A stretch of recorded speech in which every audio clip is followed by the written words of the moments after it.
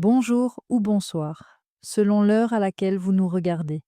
Je suis chroniqueuse audio et animatrice de podcast pour l'ODJ Média. Aujourd'hui, je vous lis fidèlement une chronique signée Hajar Dehan, un récit où géopolitique, histoire coloniale et diplomatie silencieuse s'entrelacent autour d'un geste fort, la fermeture des douanes marocaines de Ceuta et Melilla. Sans tambour ni trompette, les douanes marocaines reliant le royaume aux deux enclaves occupées de Ceuta et Melilla ont été brusquement mises à Raknami à l'arrêt. Aucun communiqué, aucune justification officielle, juste une décision unilatérale, lourde de symboles. De l'autre côté du détroit, la presse espagnole s'est vite emparée de l'affaire, évoquant un nouvel épisode de crispation entre Rabat et Madrid. Derrière ce silence administratif, une question. S'agit-il d'un simple ajustement logistique pour l'opération Maraba 2025 ou d'un geste diplomatique à peine voilé? L'auteur ajoute ensuite un détail troublant sur le timing précis de cette fermeture.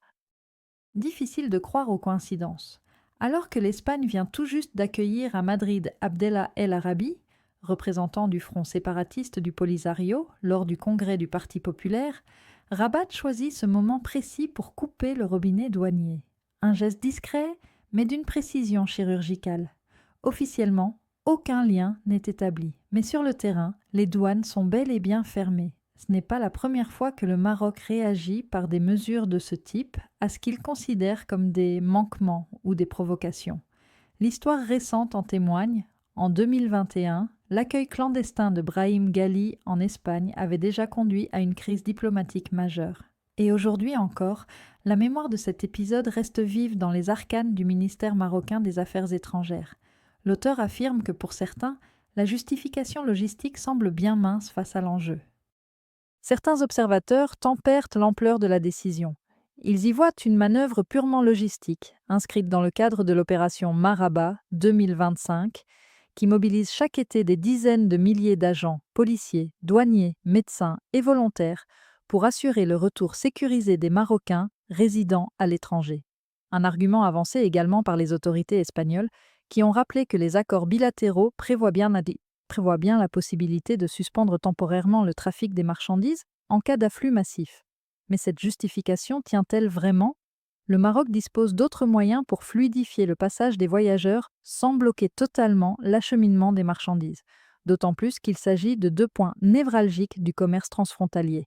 L'auteur pense que derrière ce geste, ce que cette fermeture souligne, encore une fois, c'est à quel point le dossier du Sahara constitue la grille de lecture centrale de la diplomatie marocaine. Toute reconnaissance, même indirecte, du Front Polisario est vécue à Rabat comme un affront à sa souveraineté. La main tendue de l'Espagne en mars 2022, avec son soutien à l'initiative d'autonomie, avait relancé un climat de confiance. Mais l'apparition d'un cadre sahraoui à un événement politique ravive les tensions.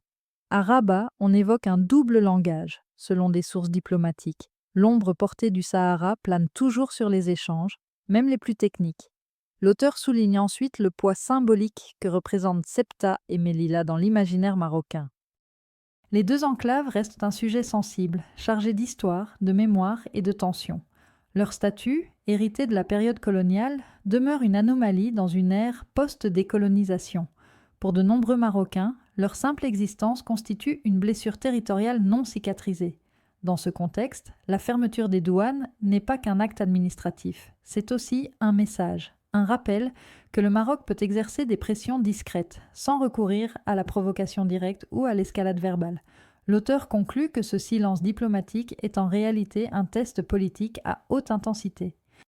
Plus qu'une rupture, cette fermeture pourrait être interprétée comme un avertissement, une manière de rappeler que le Maroc n'oublie rien, une pause choisie, maîtrisée, orchestrée. Pas d'escalade donc, mais un signal. Les relations entre Rabat et Madrid demeurent fragiles. Le dossier du Sahara reste le noyau dur de la politique marocaine. Et à travers cette fermeture douanière, le royaume ne parle pas seulement à Madrid. Il réaffirme sa ligne rouge. Aucune reconnaissance, même symbolique, des tests séparatistes ne saurait être tolérée. Merci de nous avoir suivis pour cette lecture fidèle d'une chronique signée Hajar Dehan. J'espère avoir transmis avec précision et respect toute la portée symbolique et politique de ce texte. À très bientôt sur l'ODJ Média pour une nouvelle chronique à haute valeur informative. Restez curieux, restez critiques.